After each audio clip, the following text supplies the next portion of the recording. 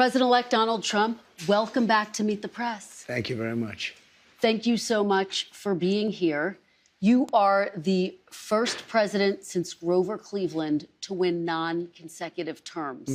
Republicans now have control of the House and the Senate. Right. What do you plan to accomplish in your first 100 days in office? Well, we're going to do something with the border, and very strong, very powerful. That'll be our first signal, and a first signal to America that we're not playing games. We have people coming in by the millions, as you know, and a lot of people shouldn't be here. Most of them shouldn't be here, but we have jails being emptied into our country. We have mental institutions from all over the world being emptied into our country. So we'll be doing that. We're going to be extending within that period, or as soon as we can, the Trump tax cuts, because, you know, they're coming due and they're very substantial for people. And it would be very, I think it will anger a lot of people, frankly, if we don't get an extension of that. That's what led us to one of the greatest economies ever.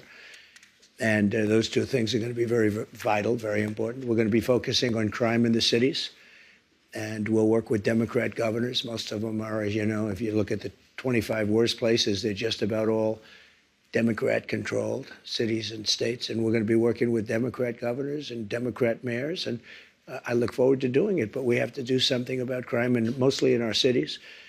And we're going to have a lot of other things. We'll be working on nominations. We're going to still be working on some nominations. I think they're going very well. We have, for the most part, I think they're going extremely well. It looks like Peter's doing well now. I mean, people were a little bit concerned. He's a young guy with a tremendous track record, actually. He went to Princeton and went to Harvard. He was a good student at both, but he loves the military, and I think people are starting to see it. So we'll be working on his nomination along with a lot of others. We are going to delve into your nominations, but since you bring him up, do you still have confidence in Pete Hegseth? Yes, I do. I really do. He's a very smart guy. I've known him through Fox, but I've known him for a long time. And he's basically a military guy. I mean, every time I talk to him, all he wants to talk about is the military. He's a military guy. I used to kid him about it. I didn't think he would be in this position where he may be, hopefully will be Secretary of Defense. But every time I was with him, he was fighting for soldiers, where he said some soldier was unjustly put in prison because they were really doing what they were taught to do, in some cases. So, yeah, I think he's going to do fine. The fact that there are these allegations against him, misconduct, sexual misconduct, heavy drinking, the fact that he said to some senators reportedly he'll stop drinking if he gets this job, does that worry you?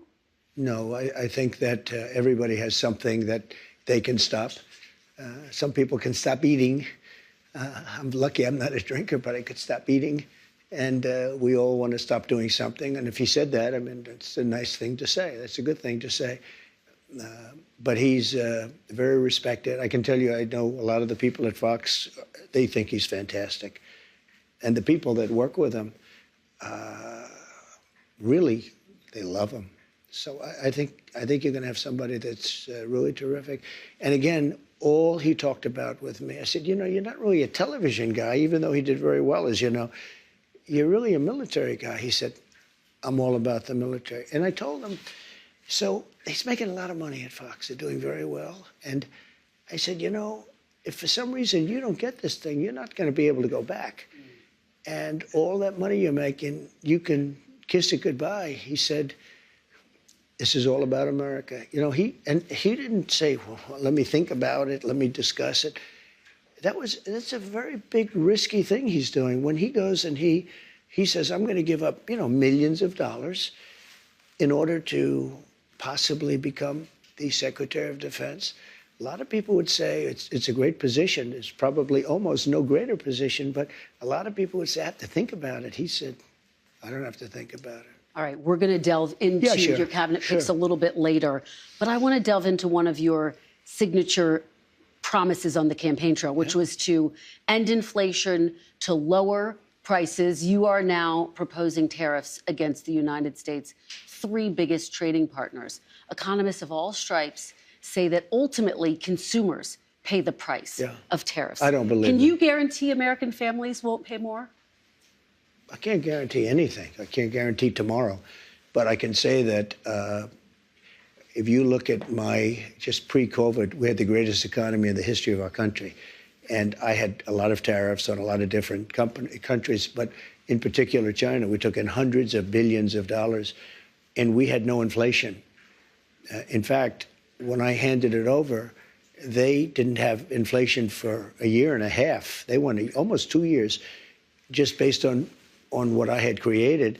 And then they created inflation with energy and with spending too much. So I think I'm a big believer in tariffs. I think tariffs are the most beautiful word. I think they're beautiful. It's going to make us rich. We're subsidizing Canada to the tune of over $100 billion a year. We're subsidizing Mexico for almost $300 billion. We shouldn't be subsidizing. Why are we subsidizing these countries? If we're going to subsidize them, let them become a state. We're subsidizing Mexico, and we're subsidizing Canada, and we're subsidizing many countries all over the world. And all I want to do is I want to have a level, fast, but fair playing field. Sir, your previous tariffs during your first administration cost Americans some $80 billion. And now you have major companies from Walmart, Black & Decker, AutoZone saying that any tariffs are going to force them to drive up prices for their consumers. How do you make sure that these CEOs, that these companies don't, in fact, pass on the cost of tariffs to their consumers? They cost Americans nothing. They made a great economy for us. They also solve another problem. If we were going to have problems having to do with wars and having to do with other things, tariffs, I have stopped wars with tariffs by saying, you guys want to fight, it's great, but both of you are going to pay tariffs to the United States at 100%. And they have many purposes, tariffs, if properly used. I don't say you use them like a madman. I say properly used.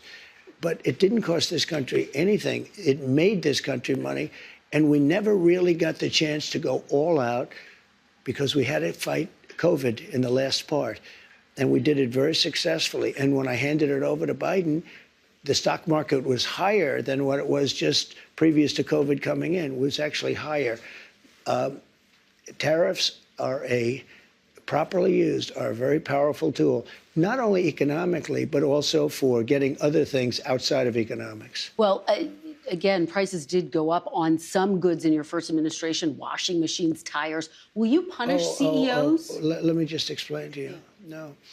You mentioned washing machines. So you look at Whirlpool in Ohio. I got a call from Jim Jordan, one of the greats, congressman from Ohio. And he said, they're going out of business because South Korea and China are dumping washing machines into our country. And I put a 50% tariff on the washing machines coming in from China and South Korea.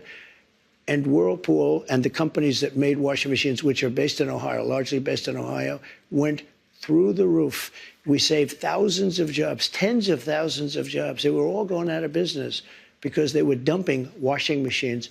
And when I put the tariffs on, they became successful businesses. No, it didn't. Not only didn't it cost people, it made our country stronger and more powerful, and it kept jobs. But how do you make sure that consumers don't wind up paying more? Will you punish CEOs who try to pass the cost of tariffs on to their customers? Well, the market's going to take care of it. I mean, actually, the market takes care of it. And if it doesn't, we adjust it somewhat. But in the case of Whirlpool, or let's say companies that made washing machines, they were all being put out of business by the dumping from, in particular, South Korea and China.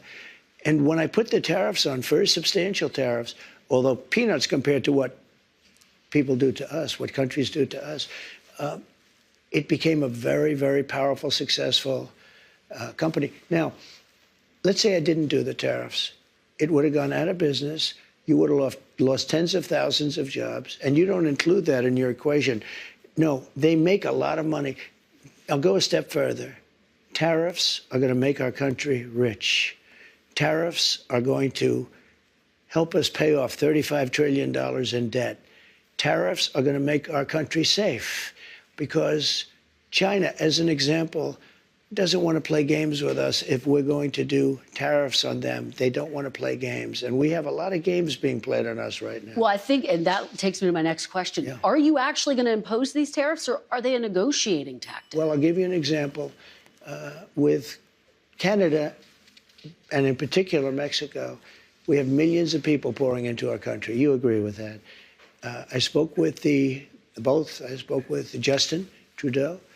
In fact, he flew to Mar-a-Lago within about 15 seconds after the call ended. Yeah. He was at Mar-a-Lago. We were having dinner talking about it. I said, you have to close up your borders because they're coming in the northern border, too, a lot. Not like the southern border, but they're coming in the Canadian border a lot. And drugs are pouring in. Almost as importantly, drugs are pouring in, maybe more importantly, drugs are pouring in at levels never seen before, 10 times what we had. They're just pouring in. We can't have open borders. And I said to the president of Mexico and to Justin Trudeau, if it doesn't stop, I'm going to put tariffs on your country at about 25%. That's a very substantial tariff. And in both cases, but in the case where it was really visible, within 10 minutes after that phone call, we noticed that the people coming across the border, the southern border, having to do with Mexico, they were at a trickle, just a trickle. It was, in fact, I call the border. See, unlike my opponent, I do call the border a lot. And I said, how's the border looking today? They said, there's nobody here. They couldn't believe it. The military stopped these vast groups of people. You know, we call them caravans, but they had caravans of people, and they largely stopped them. Now, they're going to have to continue that, but if they don't continue, and the other thing I told them is no more drugs, and I told that to China, too. I had to deal with President Xi. Had the election been different, I'm going to be very nice because we don't have to get into an argument over 2020, but had the election been different, the result been different, we would have had China giving the maximum penalty, which is the penalty of death, to people that sent fentanyl into this country. But Biden didn't, unfortunately, finish that discussion up. I had an agreement with President Xi, who I got along with very well. We've had communication as recently as this week.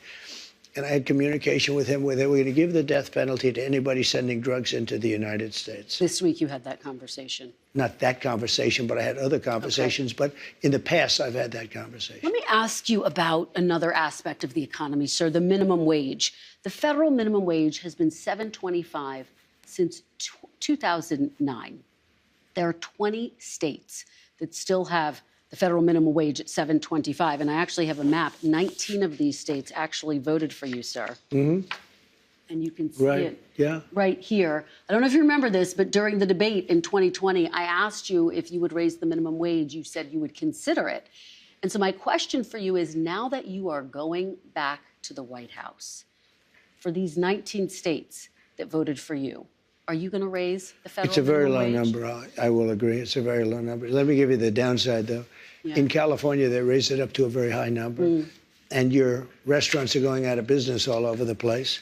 The population is shrinking. It's had a very negative impact. But there is a level at which you could do it, absolutely. Yeah. What is that level, do you think? I don't know. I mean, I really don't know. I can say this. You have a lot of businesses that are open and thriving because of the lower minimum wage. If you raise it too much, and you understand this, if California went crazy, they went crazy. And people, the restaurants are closing all over. Many more people are hurt. So I hear you saying, similarly to sort of what you said in 2020, will you consider? Is this something you're going to look at? I'd want to speak to the governors. And the other thing that's very complicated about minimum wages is places are so different. Mississippi and Alabama and great places are very different than New York or California. I mean, in terms of the cost of living and other things. So it would be nice to have just a minimum wage for the whole country, but it wouldn't work because you have places where it's very inexpensive to live, where a minimum wage, which is $8 or $9, might be, might have very little effect because the cost of living in certain places is really low. Before we move on to immigration, which I do want to talk about, the chairman of the Federal Reserve, Jerome Powell, said he will not leave his post even if you ask him to. Will you try to replace Jerome Powell? No, I don't think so. I don't see it. But I think if I told him to, he would. But if I asked him to, he probably wouldn't. But if I told him to, he would. You don't have plans to do that right now? No, I don't. Okay, let's talk about mass deportation, one of your big agenda items. You've talked about prioritizing people who have criminal histories. Correct. But is it your plan to deport everyone who is here illegally over the next 4 years? Well, I think you have to do it, and it's a very tough thing to do. But you have to have, you have rules, regulations, laws. They came in illegally. The people that have been treated very unfairly are the people that have been online for 10 years to come into the country. And we're going to make it very easy for people to come in terms of they have to pass the test. They have to be able to tell you what the Statue of Liberty is. They have to tell you a little bit about our country. They have to love our country. They can't come out of prisons. We don't want people that are in for murder. So we had 11,000 and 13,000 different estimates, 13,099 murderers released into our country over the last 3 years. They're walking down the streets. They're walking next to you and your family, and they're very dangerous. The 13,000 figure, I think, goes back about 40 years. No, it doesn't. No, that it's within the 3-year period. figure. It's during the Biden term. No, that was a fiction that they put that out. This was done by the Border Patrol. It's 13,099, and it's during the Biden period of time. And these are murderers, many of whom murdered more than one person. You don't want those people in this country. But you're saying something, sir, that's significant. I just want to make sure I'm clear, which is that you're saying, yes, you're going to focus on the people with criminal histories, but everyone who's here illegally has to go. I'm saying this. We have to get the criminals out of our country. We have to get people that were taken out of mental institutions and put them back into their mental institution, no matter what country it is. Do you know that Venezuela, their prisons are at the lowest point in terms of emptiness that they've ever been? They're taking their people out of those prisons by the thousands, and they're drunk. And just to get back, because I know exactly what you're getting at. Number one, we're doing criminals, and we're going to do them really rapidly. We're getting the worst gang probably with MS-13, and the Venezuelan gangs are the worst in the world. They're vicious, violent people. And you see what they've done in Colorado and other places. They're taking over, literally taking over apartment complexes and doing it with impunity. They don't care. They couldn't. They just are. They're in the real estate business. The local police say that is not the case in Colorado. Oh, it's totally the case. I mean, I have it on You don't tape. believe the local police? I play it. I used to play it at my rallies every single night. No, they're breaking into doors. They're taking over the building. But sir, you and by the way, the point, police are afraid to do anything. You raised the point that the logistics are complicated. You said Sure it yourself. They are, you would but everything's complicated. Yeah, you need 24 times more ICE detention capacity just to deport 1 million people per year, not to mention more agents, more judges, more planes. Is it realistic to deport everyone who's here illegally? You have no choice. First of all, they're costing us a fortune. But we're starting with the criminals, and we got to do it. And then we're starting with others, and we're going to see how it goes. Who are the others? Others are other people outside of criminals. We have convicted murders. We don't mean people that are even on trial. We have people that have murdered numerous people are on our streets and in our farms, and we have to get them out of our country. What about dreamers, sir? Dreamers who were brought to this country illegally as children. You said once back in 2017, they, quote, shouldn't be very worried about being deported. Should they be worried now? The dreamers are going to come later, and we have to do something about the dreamers, because these are people that have been brought here at a very young age, and many of these are middle-aged people now. They don't even speak the language of their country. And yes, we're going to do something about the dreamers. What does that mean? And what are you going to do? I will work with the Democrats on a plan, and if we can come up with a plan. But the Democrats have made it very, very difficult to do anything. Republicans are very open to the dreamers. The dreamers, we're talking many years ago, they were brought into this country. Many years ago. Some of them are no longer young people. And in many cases, they become successful. They have great jobs. In some cases, they have small businesses. Some cases, they might have large businesses. And we're going to have to do something with them. And you want them to be able to stay. That's what you're saying? I do. Okay. I want to be able to work something out. And it should have been able to be worked out over the last 3 or 4 years. And it never got worked out. Biden could have done it because he controlled, Congress to a certain extent, right? He could have done something, but they didn't do it. I never understood why, because they always seem to want to do it, but then when it comes down to it, they don't. I think we can work with the Democrats and work something out. Let me ask you about another group of people, the estimated 4 million families in America who have mixed immigration status. So I'm talking about parents who might be here illegally, but the kids are here legally. Your borders are You're talking about separation. Yeah, well, there are two aspects to this. Your borders are, Tom Homan said, they can be deported together. Correct. Is that the plan? Well, that way you keep the...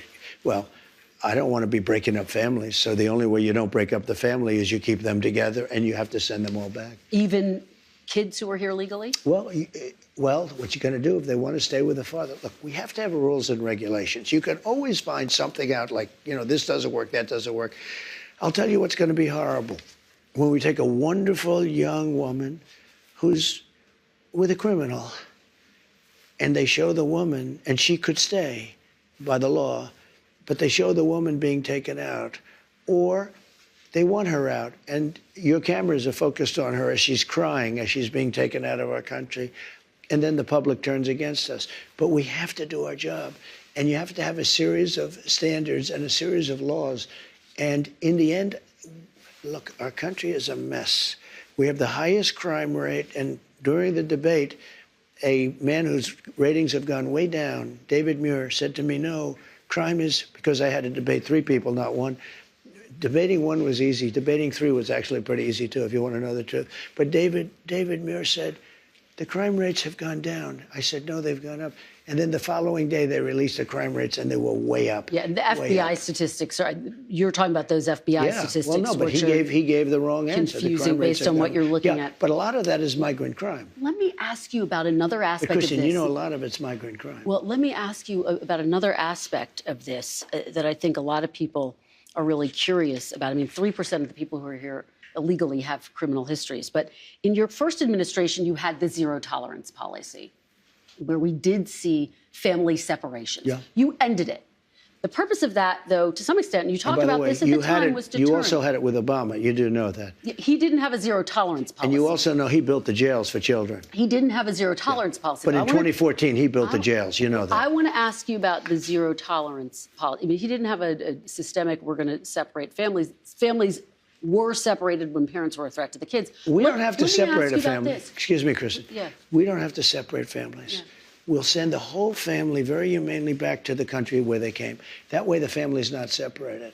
So no more family separations. You're not reviving the zero tolerance policy. It depends on the family. The family may decide to say, I'd rather have dad go, and we'll stay here.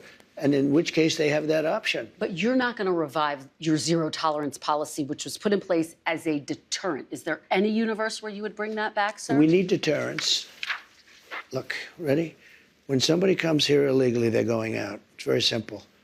When they come here illegally, they're going out. Now, if they come here illegally, but their family is here legally, then the family has a choice. The person that came in illegally can go out, or they can all go out together. And that was made very clear by Tom Homan. So you're not, at this point in time, planning to revive that zero tolerance policy where kids are separated? Well, if you call that, yeah, I'm doing what I just told you I'm going to do. You know, I don't want to send the family out. I don't want to send anybody out. But I'll tell you, we have to, because otherwise we have no country. If we don't have borders, and if we don't have voting, good voting, fair voting, do you know they're still counting votes in San Diego, California? Listen, they're still counting the votes. This is almost 4 weeks. They're still counting the votes. If we don't have fair elections and honest voting and machines that work quickly, you know, if you had paper ballots, every election will be over by 10 o'clock in the evening. So, let me ask you. You understand what I'm saying? Let me, before we get to... And you get a much more accurate count. Before we get to all of that, let me ask you about some of your other promises on this topic. You've promised to end birthright citizenship on day one. Is that still your plan? Yeah, absolutely. The 14th Amendment, though, says that, quote, all persons born in the United States are citizens. Can you get around the 14th Amendment with an executive action? Well, we're going to have to get a change. We'll maybe have to go back to the people, but we have to end it. We're the only country that has it, you know. Through an executive action? You know, we're the only country that has it. Do you know, if somebody sets a foot, just a foot, 1 foot, you don't need two, on our land, congratulations, you are now a citizen of the United States of America. Yes, we're going to end that because it's ridiculous. Through executive action? Well, if we can, through executive action. I was going to do it through executive action, but then we had to fix COVID first, to be honest with you.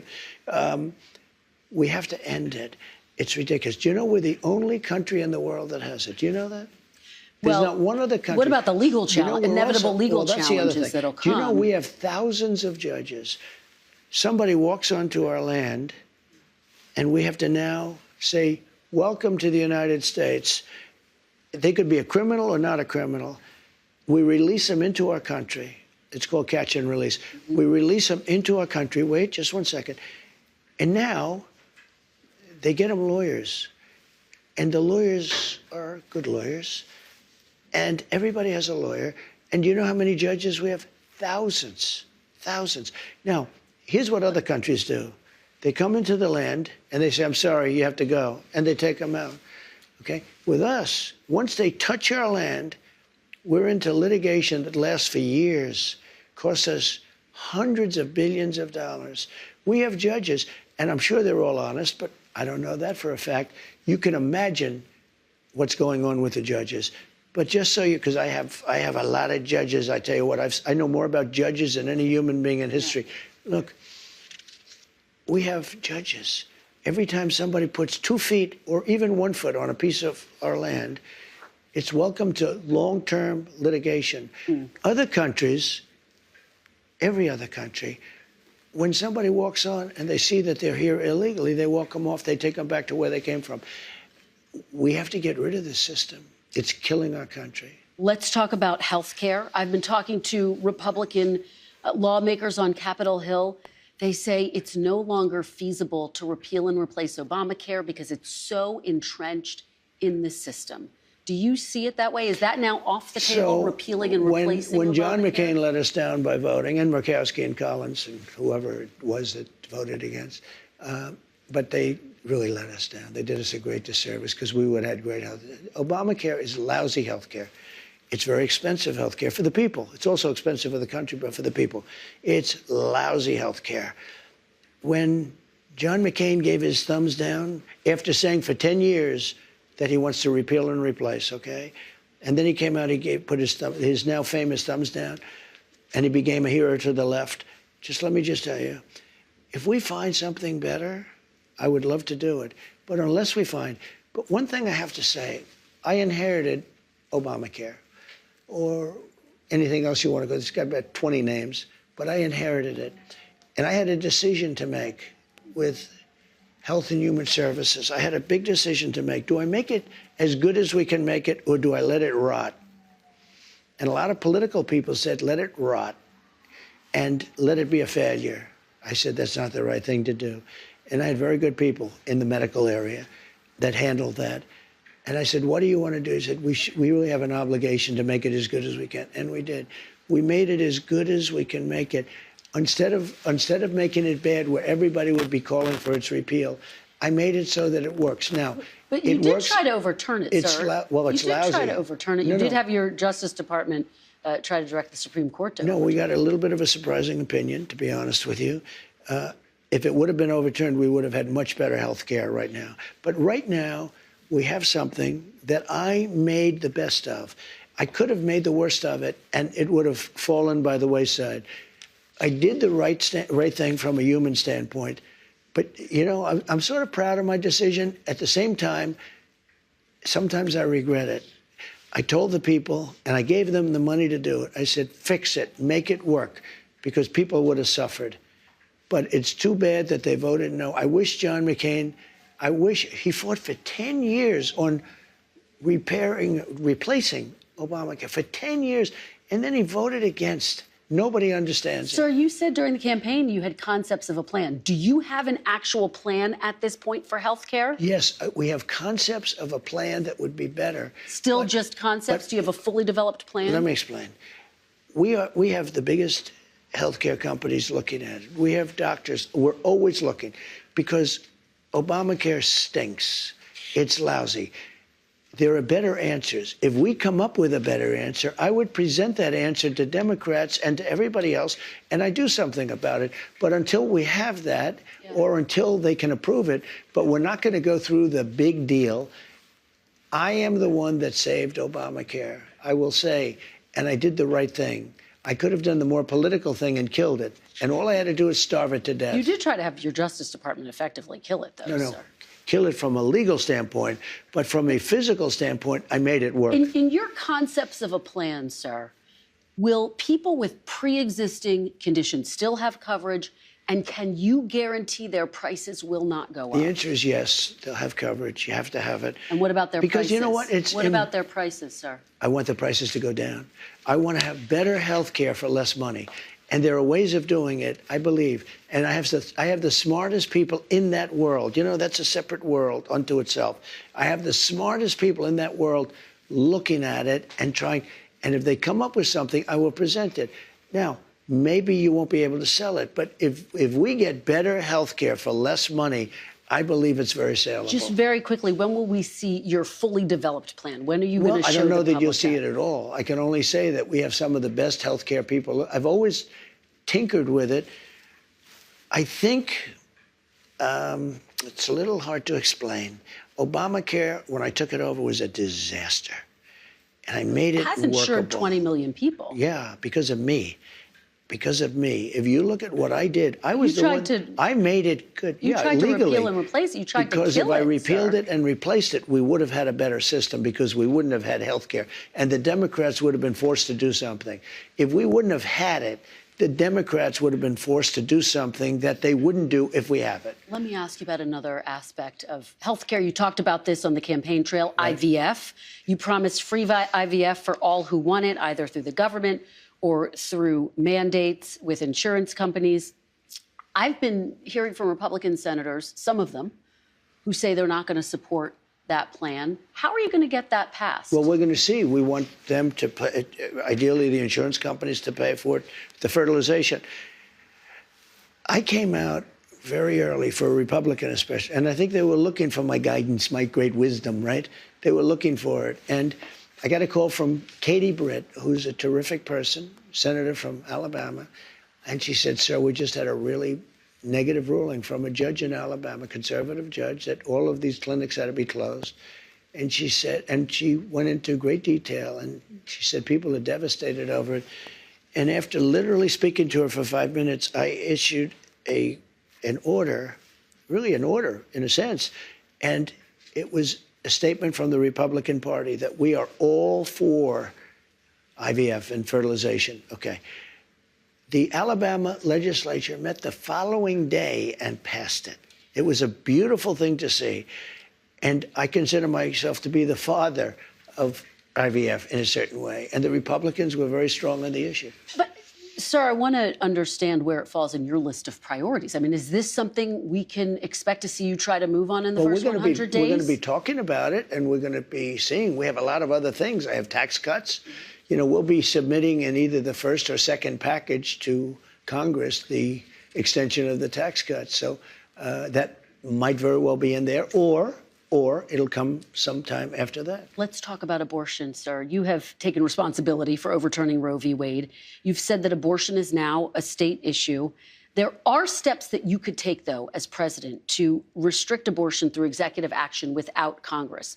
More than half of abortions in this country are medication abortions. Will you restrict the availability of abortion pills when you're in office? I'll probably stay with exactly what I've been saying for the last 2 years, and the answer is no. You commit to that? Well, I commit. I mean, do things change? I think they change. I hate to go on shows like Joe Biden. I'm not going to give my son a pardon. I will not, under any circumstances, give him a pardon. I watched this, and I always knew he was going to give him a pardon, and so I don't like putting myself in a position like that. So things do change, but I don't think it's going to change at all. Okay. Let's talk about some of your picks to fill out your administration. You named Kash Patel to be the next FBI director. Yeah. He has a list in his book of 60 people that he calls members of the so-called deep state. It includes Democrats like Joe Biden and Hillary Clinton. It includes former members of your cabinet, from Bill Barr to Christopher Wray. You campaigned on destroying the deep state. Do you want Kash Patel to launch investigations into people on that list? No, I mean, he's going to do what he thinks is right. Do you think that's right? Do you think that's right, sir? If they think that somebody was dishonest or crooked or a corrupt politician, I think he probably has an obligation to do it. But are you going to direct him to do it? No, not at all. Not at all. We have two great people there. We have him and we have Pam. And Pam Bondi has been like a rocket ship. She's very popular and very good and very fair. And Kash Patel is very fair. I'll tell you, I thought Cash may be difficult because he's, a strong conservative voice. And I don't know of anybody that's not singing his praises. The other day I was watching, and Trey Gowdy, who's a moderate person and very smart and very respected in the party, he's Cash's biggest fan. He said, this is the most misunderstood man in politics. He's great. I guess they worked together on the Russia hoax or something. And Trey Gowdy became a fan. Trey Gowdy. Everybody respects him. And, just like him, others also. I don't know of one negative vote. I don't think he's going to have any negative votes. Is it your expectation, though, that Kash Patel will pursue investigations against your political enemies? No, I don't think so. Do you want to see that happen?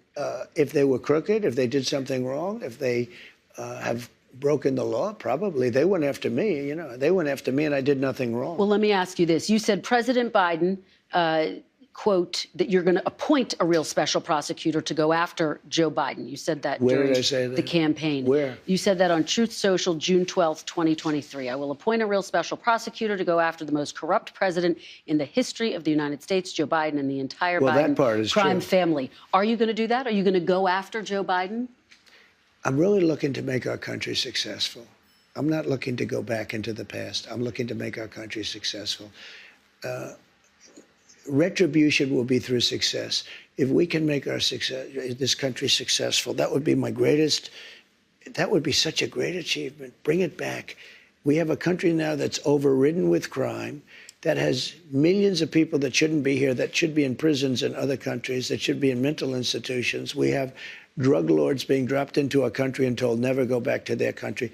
I'm looking to make our country great. I'm looking to bring prices down because, I won on two things, the border and more than immigration. They like to say immigration. I break it down more to the border, but I won on the border and I won on groceries. It's a very simple word, groceries. Like almost, who uses the word? I started using the word, the groceries. When you buy apples, when you buy bacon, when you buy eggs, they would double and triple the price over a short period of time. And I won an election based on that. We're going to bring those prices way down. I want to pause here because what you're saying is significant. Because you wrote on Truth Social in 2023 that you're going to appoint a real special prosecutor to go after Joe Biden. Now you're saying you're not going to do that. I will say this. No, I'm not doing that unless I find something that I think is reasonable. But that's not going to be my decision. That's going to be Pam Bondi's decision and, to a different extent, Kash Patel. Assuming they're both there, and I think they're both going to get approved. But while you ask me that, what they've done to me with weaponization is a disgrace. We'll get to some of that. No, sir. wait. You can't do one without the other. In the history of our country, nothing like this has ever happened. And I've won these cases. I've won every one, and the rest are in the process of being won. Deranged Jack Smith is on his way back to The Hague, where he can execute people. This is where he should have stayed. I think he's dangerous even being there. But I'll tell you what they've done to me in terms of weaponization, indictments, impeachments, and everything else. And in the end, it probably helped me because I got the biggest vote, the most votes any Republican's ever gotten in history. Pam Bondi talks about investigating the investigators. Do you want her to investigate Jack Smith? I want her to do what she wants to do. Do you want to see Jack Smith investigated? Well, I think he's very corrupt, but I want her to do whatever she has to do. Are you going to direct her to prosecute Jack Smith? She's a very smart person. She was a great attorney general in Florida. She's very experienced. I want her to do what she wants to do. I'm not going to instruct her to do it now. Sir, are you going to fire the current FBI director, Christopher Wray, who you appointed? Well, I can't say I'm thrilled with him. He invaded my home. I'm suing the country over it. He invaded Mar-a-Lago. I'm very unhappy with the things he's done. And crime is at an all-time high. Migrants are pouring into the country that are from prisons and from mental institutions, as we've discussed. I can't say I'm thrilled. I don't want to be Joe Biden and give you an answer and then do the exact opposite. We're going to talk about that. So I'm not going to do that. What I'm going to say is I certainly cannot be happy with him. You take a look at what's happened. And then when I was shot in the ear, he said, oh, maybe it was shrapnel. Where's the shrapnel coming from? Is it coming from heaven? I don't think so. So we need somebody to straighten. You know, I have a lot of respect for the FBI, but the FBI's respect has gone way down over the last number of years. Don't you have to fire him in order to make room for Kash Patel if he is, in fact, confirmed? Well, I mean, it would sort of seem pretty obvious that if Kash gets in, he's going to be taking somebody's place, right? And somebody is the man that you're talking about. Okay. Let's talk about Project 2025. This is the conservative policy blueprint. You disavowed it during the campaign. You called it a product of the radical right. You've said some of their ideas were abysmal. I said some of it is. Some of it is very good. Some of it's very mainstream, actually. Frankly, the Democrats should have used some of it because they went, you know, with all the transgender that they were doing and with the men playing in women's sports. Well, if they wouldn't have done that, maybe they would have done better. Well, so you take me to my question. You're now giving people involved in Project 2025 prominent roles in your administration. Are you changing your mind about Project 2025? No. Is this now the policy blueprint for the second Trump administration? No. Some people, if you take a look at the group, it was hundreds of people were involved. And I was actually, I reprimanded the whole group. I said, you shouldn't have placed this document in front of the voters because I have nothing to do with it and I'm the one that's running. You had no right to do this where you put a 1,000-page document in front. And many of those things I disagree with. Now, many of those things I happen to agree with. Many of those things Democrats should have agreed to. And I think they would have done much better in the election because they got slaughtered. Well, I guess people see the list: Russ Vought, Brendan Carr, Peter Navarro, John Ratcliffe, Pete Hoekstra, Monica Crowley. And they think these are all of the people who were involved in or writing Project 2025. This must be a blueprint for work requirements, eliminating the Head Start program, criminalizing pornography. Is that what we can expect to see? Well, I don't know how they voted. I don't know. I never spoke to them actually about it. And I purposely, and I told you, normally it would be just the opposite. I'd review every page. I purposely didn't even want to see it. Because when somebody like you asked me a question about Project 2025, I can honestly say I've never seen it.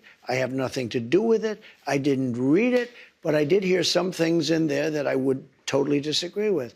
And I said to the people that were really the people behind it, you know who those people are? I said, you really had no right doing this to me because they used it as a soundbite, the Democrats. And I don't know, it couldn't have been too effective because they got slaughtered, but they did use it as a soundbite. But to people who see, oh, he's bringing in all of these people from Project 2025, he must know what it is. Well, you know, what? I don't know what it is, no. I don't know what it is. You still don't know what it is? But I heard certain things that I didn't like. And by the way, I heard certain things that are phenomenal. Okay? Like what? Like law and order. We want law and order. Okay? Little things like, let's put prisoners in jail. Let's not let people come out and raid every drugstore in Manhattan so that we have to put glass up and every store is going out of business. Let me ask you about something you've referenced a couple of times in this interview. I asked you last time we sat down for an interview if you were going to pardon yourself. You said no. But now that President Biden has pardoned his son, Hunter, are you reconsidering? Might you pardon yourself? I didn't do anything wrong. I was given the option. And the lawyers told me, a very specific lawyer, I don't have to go into who, but very high up in the administration said, sir, if you pardon yourself, you're going to look guilty. And you did nothing wrong. Oh, I had that option. I could have saved myself a lot of legal fees. But it turned out that I was right. Look at what's gone on. Everything's being dropped. I still have a Fani Willis, a total hoax. That's a total hoax. It's all being dropped. It's all been discredited. It's been dropped. There are those people that say, and this would be the first time in history, that all of those fake indictments, they were going after a political opponent. There are those that say that I actually did better in the election because of it. Now, that would be a first. I think you would agree, because normally that's like you go back to the microphones, you say, I'm leaving right now, I will leave office, I'm going back to my family, and I will fight for my name. Well, I had to fight for my name in public because I didn't leave office. But no, I didn't want to pardon, and I didn't want to pardon myself. I had the option to pardon myself. And you don't want one now? You're not going to pardon yourself now? What do I need one for? First of all, I've won almost all of the cases. What if President Biden... And the ones that I didn't win are on resuscitation. What if President Biden offered you a pardon? Would you accept it? I've never even thought about it. I don't think he'll do it. Look, if he did, he's the one that started this whole thing. He got the Justice Department to go after me. And the state cases are all being run by the Justice Department, which is illegal. They had their people from the Justice Department work for Alvin Bragg in order to get something going. They worked for Letitia James in the state. He had his people go from the federal government and take lesser jobs in the state in order to get Donald And you know Trump. he denies he had anything to do with it. No, and you can't deny it. You know why? Yeah. Because they were there. Wait a minute. Wait. You know, you have a tendency to sort of like slough over things. You just made a statement. His person, the top, maybe the third or second or third person, left the federal government, the DOJ, and went to work for Letitia James. And then, after they got that one started, went to work for the DA. Let me ask you about some of this new reporting. NBC News is reporting that President Biden is considering giving preemptive pardons to the likes of Liz Cheney, Adam Schiff, and Anthony Fauci. If President Biden doesn't issue those pardons, do you think they are going to wish that he had? Are they going to be pursued? I can tell you this about Cheney, and she's a so-called Republican. I think she hurt the Democrats terribly. When I saw that Kamala put Cheney out on the campaign trail, I said, that's the end of Kamala. I really did. I thought it was a terrible move, especially if you're a Democrat. But Cheney did something that's inexcusable, along with Thompson and the people on the Unselect Committee of political thugs and, you know, creeps. So the Unselect Committee went through a year and a half of testimony. Wait. They deleted and destroyed all evidence of that they found. You know why? Because Nancy Pelosi was guilty. Nancy Pelosi turned down 10,000 troops. You wouldn't have had a J6 because other people were guilty. The people that said that I attacked 2 Secret Service agents in a car. I grabbed one around the neck. I was then rebuffed, and I grabbed the other one. These are 2 of the toughest men anywhere on the planet. They happen to be slightly younger than me, maybe, you know, just a little bit. Let me just tell you. They testified. They said it was total. And all of this stuff came out. People lied so badly. Now, listen, this was a committee, a big deal. They lied. And what did they do? They deleted and destroyed a whole year and a half worth of testimony. Do you know that I can't get...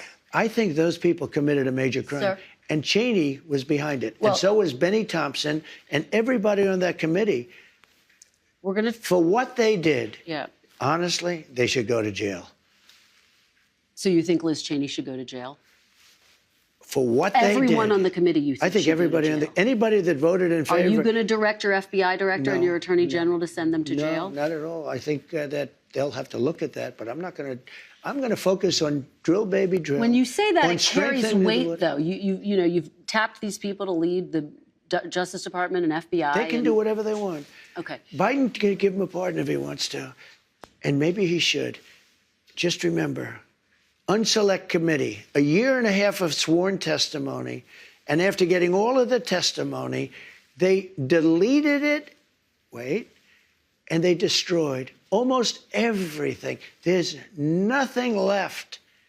It's unprecedented. And they deny If you doing do that in a civil case, you go to jail. You know they deny doing that. And officials say that the order never came in for They the put National out Guard. a statement. On January 6th, let me ask you this about January 6th. I think Benny you're going to want to Thompson answer wrote this. in a statement that he has destroyed all evidence. Let me ask you this about It's January amazing. 6th. I wish you could be if you know, you have such potential.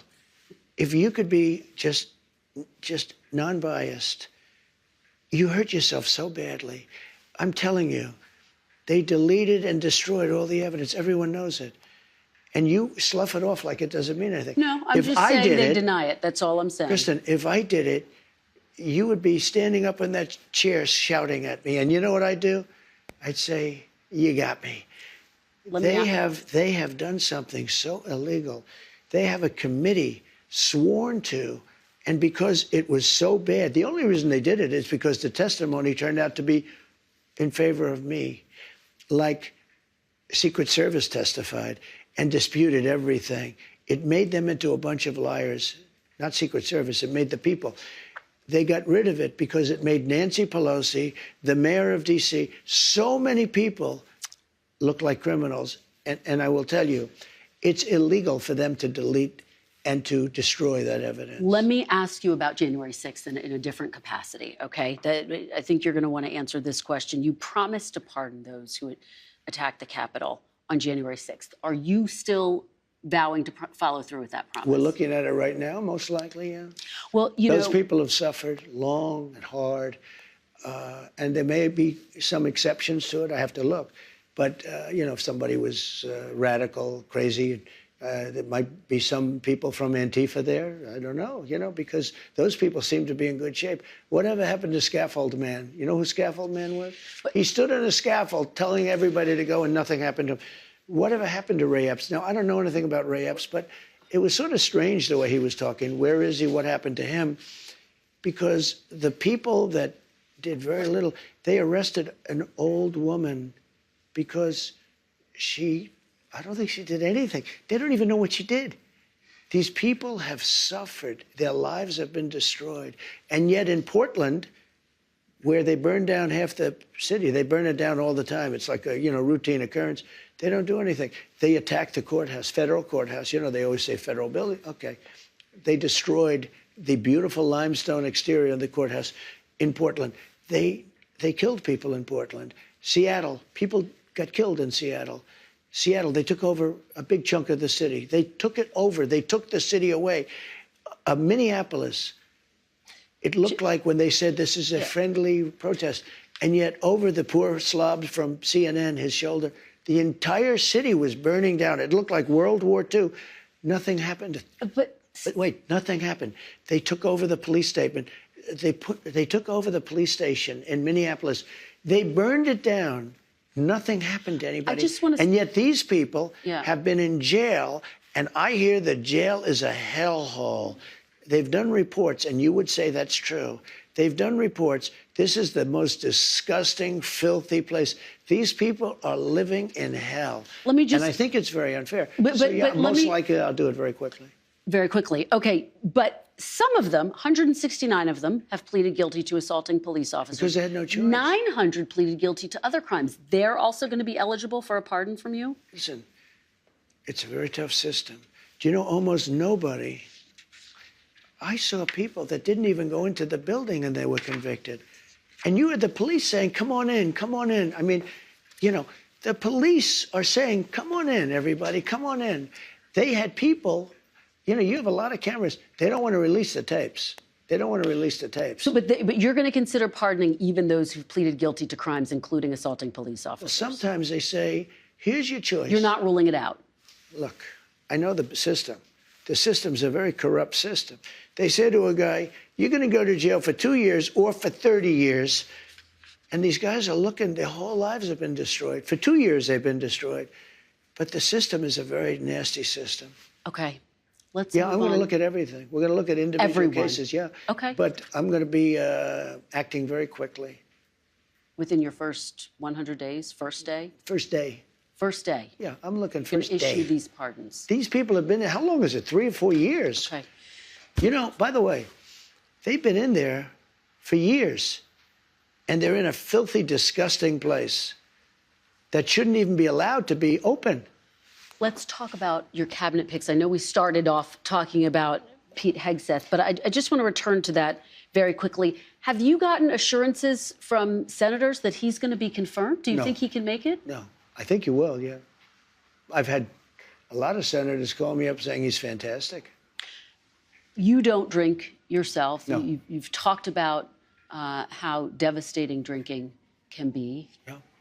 How concerned are you that the person who you picked for this top job at the Defense Department, at least according to those who've worked with him, has struggled with drinking? But I've spoken to people that know him very well, and they say he does not have a drinking problem. Right.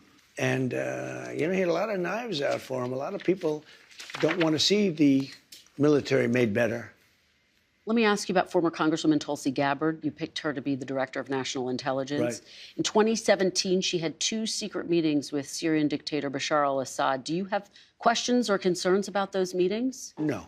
And he's got bigger problems right now. Well, do you think it makes it hard for her? His country is collapsing. Yeah. I mean, do you think it compromises her ability to handle that? I met with Putin. I met with President Xi of China. I met with Kim Jong-un twice. Does that when mean you that were I can't be president? Well, when you were president, they weren't I know, secret but meetings. Look, people meet. All these people meet. I mean, I see some of the most dishonest people. I'll tell you, the 51 agents that said that the laptop wasn't from Hunter, it was from Russia. What about them? Tell me about them. Do you think they did something wrong? Do you think they were all so stupid that they thought that the laptop from hell? So you have confidence in Tulsi Gabbard? I do. I mean, she's a very respected person. Let me ask you about RFK Jr. He has obviously talked about his skepticism of vaccines. He's expressed opposition to childhood vaccines. Do you want to see childhood vaccines eliminated? If they're dangerous for the children. Look. So possibly? When you look at some of the problems, when you look at what's going on with disease and sickness in our country, something's wrong. Are you talking about autism? Well, if you take a look at autism, you go back 25 years, autism was almost non-existent. It was, 1 out of 100,000. And now it's close to 1 out of 100. Well, I mean, what's happening? If they can find it. Now, I did something the other night that was a little unusual. At Mar-a-Lago, I called the drug companies, the top drug companies, and I called RFK Jr. and Dr. Oz and some of his people. And I said, let's all get together and let's figure out where we're going. Because we're going to do a lot of things. Number one, we're going to reduce prices because the middleman makes more money than the drug companies, in all fairness to the drug companies. There's a middleman that nobody even knows who they are. And you look at our drug prices, they're much higher than the prices for the same medicine, for the same stuff. So we met, and we met for a long time, and we talked about pricing, and we talked about vaccines, in terms of what happens. We talked about pesticides. We talked about everything. And I think a lot of good things are going to come from him. And he's not going to upset any system. He's not going to upset this. He's not looking to reinvent the wheel totally. But when you look at the numbers, we really don't have a very healthy country. Well, sir, going back 25 years, studies show that there is no link between vaccines and autism. And yet it sounds like you are open to the possibility of him looking I'm at open to getting anything. rid of them? I think somebody has to find out. If you go back 25 years ago, you had very little autism. Now you have it. I mean, well, they say because they're better at identifying it. 1 in 100,000, and now it's 1 in 100. That's a pretty bad number. Childhood vaccines. I mean, something is going on. I don't know if it's vaccines. Maybe it's chlorine in the water, right? People are looking at a lot of different things. Childhood vaccines. I want them to look at everything. Everything. So childhood vaccines have prevented about 4 million deaths around the world every year. I think that's great. Isn't that... I'm all for it. I think it's great. Hey, look, I'm not against vaccines. The polio vaccine is the greatest thing. If somebody told me get rid of the polio vaccine, they're going to have to work real hard to convince me. I think certain vaccines are incredible, but maybe some aren't. And if they aren't, we have to find out. But when you talk about autism, because it was brought up, and you look at the amount we have today versus 20 or 25 years ago, it's pretty scary. Well, again, scientists say that's because they've gotten better at identifying it, and there's no link in studies. But the drug companies are going to be working with RFK Jr., and he's been an interesting guy to me. I've watched him for 25 years, and he's been an interesting guy. Let's talk about Elon Musk, another interesting person. He's very interesting. Last month, one of your allies said, quote, he's behaving as if he's a co-president. Will you favor Elon Musk over other leaders of competitor companies like Jeff Bezos, Mary Barra? No, Jeff Bezos called me. We're having dinner. As you know, Mark Zuckerberg came in. We had a really nice dinner. He asked to have dinner. I had dinner with him. I'm having dinner with everybody. People like me now. It's something going on that people. I said, would you have come to dinner with me if I lost? I think the answer is no. I said nicely, kiddingly, of course, because I don't want to sound foolish. But I say jokingly, would you have been here at dinner if I lost? And the answer was probably not. Look, I'm getting called by everybody. It's very interesting. It's different than the first. When I won the first time, I wasn't nearly as popular as this. And one thing that's very important in terms of the election, I love that I won the popular vote, and by a lot. If I didn't, 1.6%. because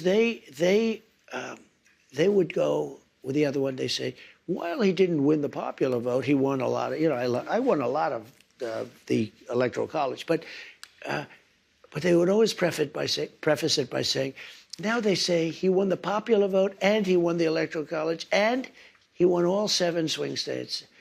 That was a great election. Very quickly, because we're going to talk about the election coming up, but you've tapped Elon Musk, Vivek Ramaswamy, to head up this Department of Government Efficiency. Correct. Which proposes cuts to the federal government. I think a lot of people hear that and they get concerned about Medicare and Social Security and Not Medicaid. going to have anything to do. And defense spending. We're talking you about won't touch theft, Medicare, Social Security? Abuse, fraud. Okay. No, I said to people, we're not touching Social Security, other than we make it more efficient, but the people are going to get what they're getting. Okay, so the entitlements And off the table. And we're not raising ages or any of that stuff. Okay, No, off the table. I won't do it. Okay. Let's turn to foreign policy. Should Ukraine prepare for less aid from the United States after you're sworn into office? Yeah, probably. Sure. You've said you can end the war in We're in 24 for $350 billion, and Europe is in for $100 billion. Why isn't Europe in for the same as us? The one thing that should happen is that Europe should come in they should equalize. And, Biden, all he had to do, like I did with NATO, I said, you got to pay your bills. They weren't paying their bills. And as you know, the Secretary General said, President Trump got $600 billion, no, 640 to be exact. And I used to use the 400 billion number. He corrected me. He said, no, you actually got $641 billion put in, because I said you have to pay your bills. We were paying for NATO. And you know why I got the money? Because I asked for it. It wasn't that complicated. Europe is in for a fraction.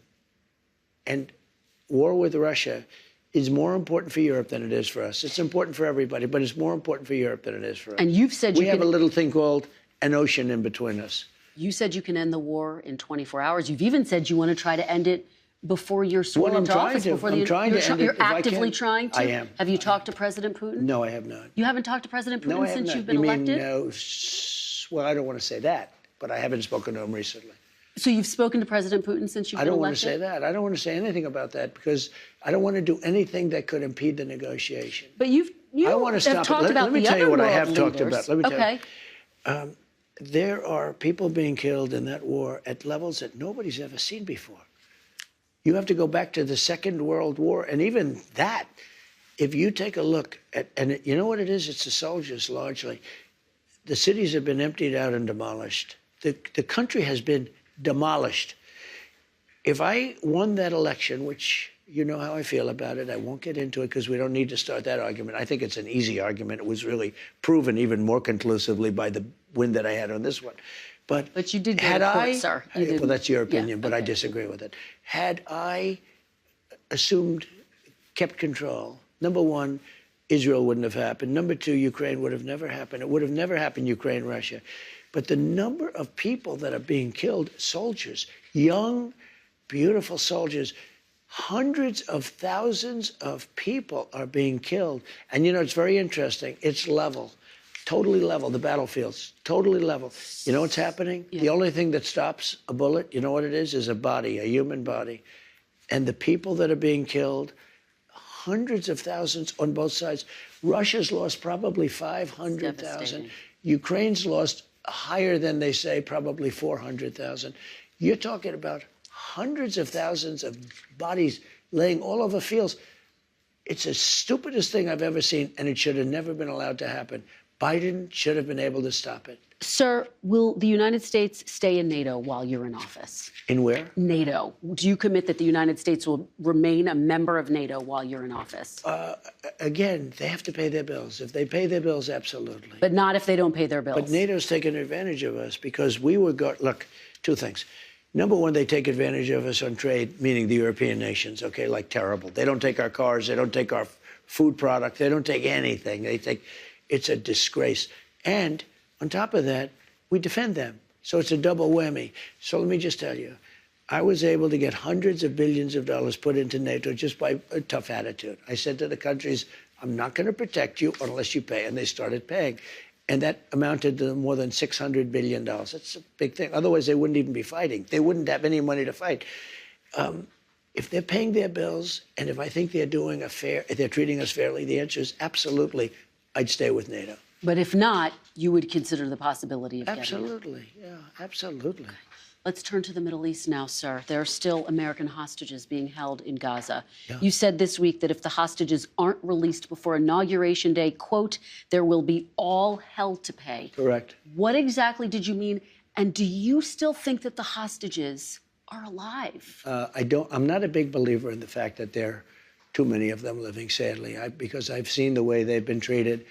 I talk about the young girl that was pulled by her hair violently and thrown into the back of a car like she was a sack of potatoes. And I said, you know, that's hatred. And then I said, how did that young girl do? Beautiful young girl just dragged by her hair. You remember, blood pouring all over her body.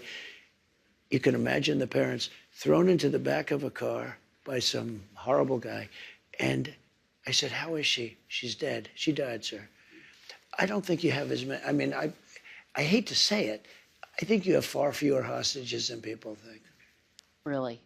That's what I think. It's only my opinion, but okay. I've been right on just about everything.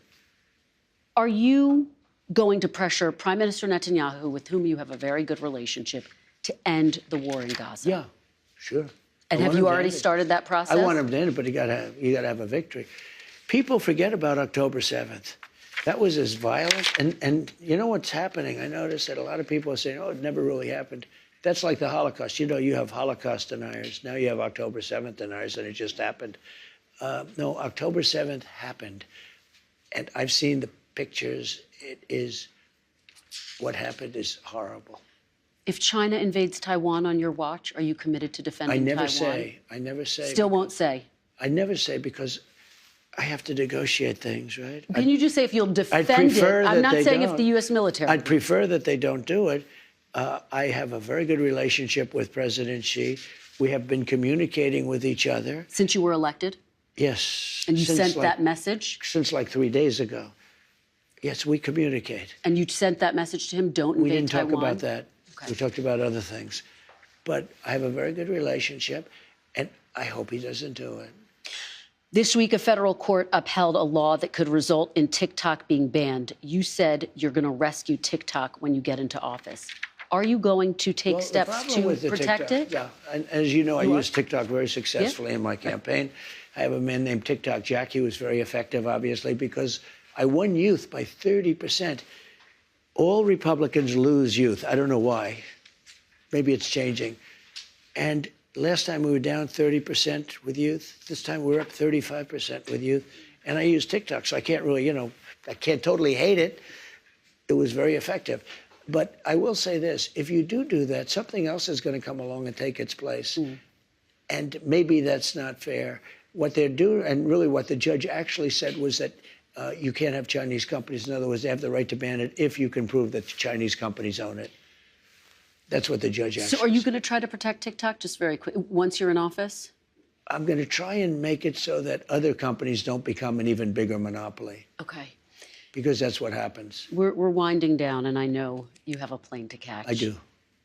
This is your first interview since you won the election. Congratulations. Yes, I hope congratulations to you. I hope you do well with it. Yes, and sir, I don't have to tell you this because you've talked about it. It comes at a time when the country is deeply divided. And now you're going to be leading this country for the next 4 years. For the sake of unifying this country, will you concede the 2020 election and turn the page on that chapter? No. No. Why would I do that? But let me just tell you, when you say the country is deeply divided, I'm not the president. Joe Biden's the president. But you're going to be the president. No. I'm not the president. So when you say it's deeply divided, I agree. But Biden's the president. I'm not. And he has been a divider. And you know where he divided it more than anything else, and it probably backfired on him, I think definitely, is weaponization. When he weaponized the Justice Department and he went after his political opponent, me, he went after his political opponent violently because he knew he couldn't beat him.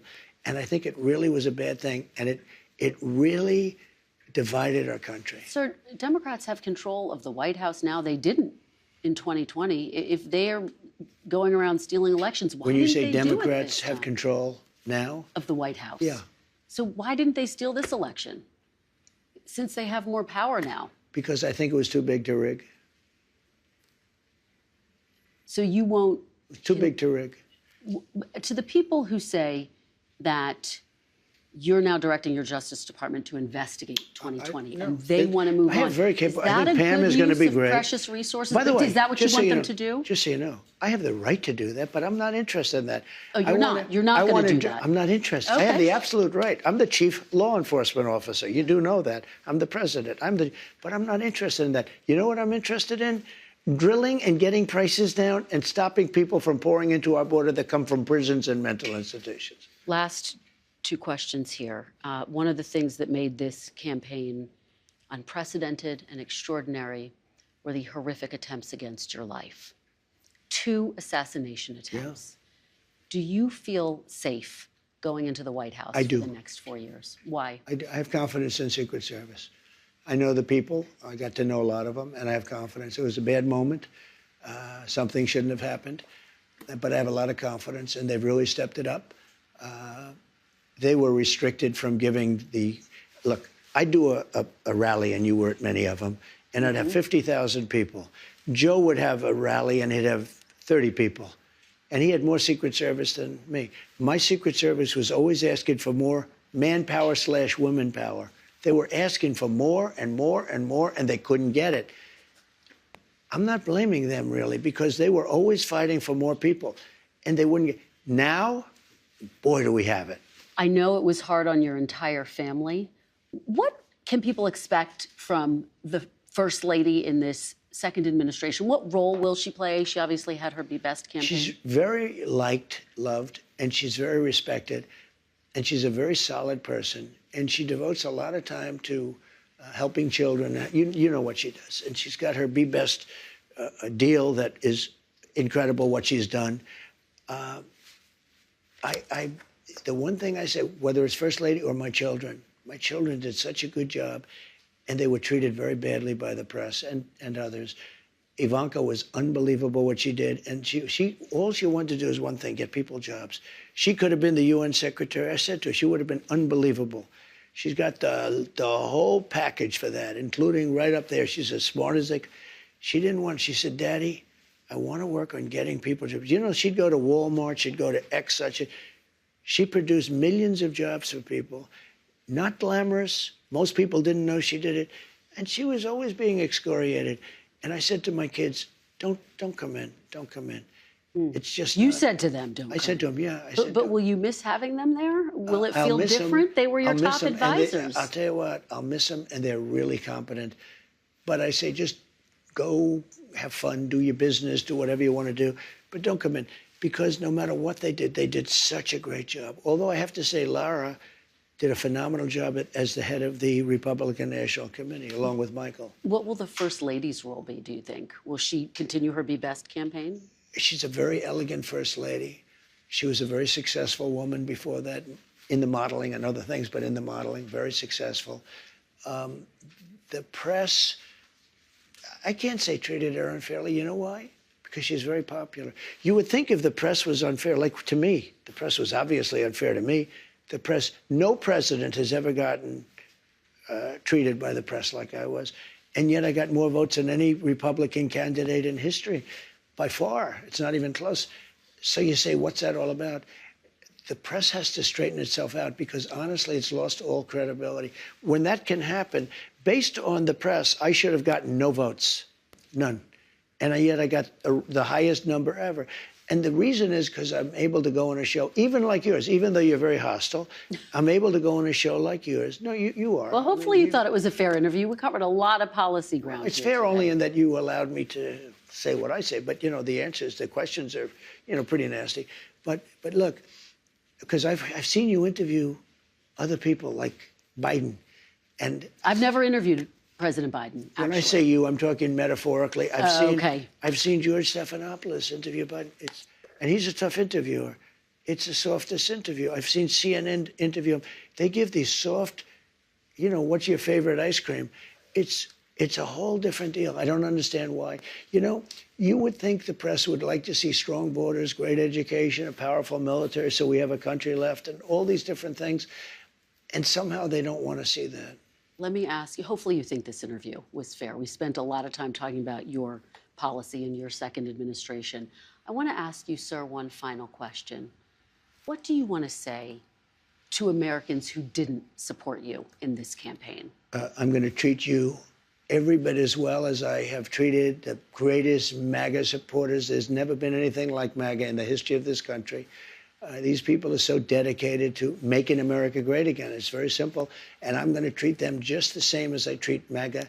We're going to treat everybody good. We want success for our country. We want safety for our country. You know, our country's under threat, as you know. We have a tremendous threat militarily because of the power of weapons and weaponry. It's a tremendous threat. Nobody talks about it, but it's a tremendous threat. I want to treat everybody the same. I want to treat them well. And at the end of this 4 years, and I have a big head start because I was there for 4 years fairly recently. A lot of bad things were done during the 4 years that I wasn't there, and mostly in what they've done in terms of our reputation overseas. Our reputation is so bad, so shot. I got to bring it back, and I also have to bring back civilization to our country. Our country is a crime pot, and we have to get rid of crime. We have so many things to do. We have to do the prices. We have to do all of that. But we have to get the criminals out of our country. We have to bring down crime. People have to be able to walk across the street and buy a loaf of bread without being shot. And that's going to happen. But what I say to them is, I love you, and we're going to all work together. And we're going to bring it together. And you know what's going to bring it together? Success. I saw that just prior to COVID coming in, I had polls that were the highest anyone. McLaughlin and Fabrizio said, George Washington and Abraham Lincoln, if they came back from the dead and they ran as president and vice president, couldn't beat you, sir. We were doing so well. And I was getting along with the left. Let's call it the left. Will be nice. Okay, we're just going to call it. But I was getting along with people that you would consider liberal or progressive, as they like to say, at levels that I never thought was possible. And you know what it was? Success. Success was bringing the country together, and that's what I want to do. We'll leave it there unless you'd like to say anything more. Thank you very much. Thank you very much for the honor of this honor. first interview. Thank you. Thank you. Thanks for watching. Stay updated about breaking news and top stories on the NBC News app or follow us on social media.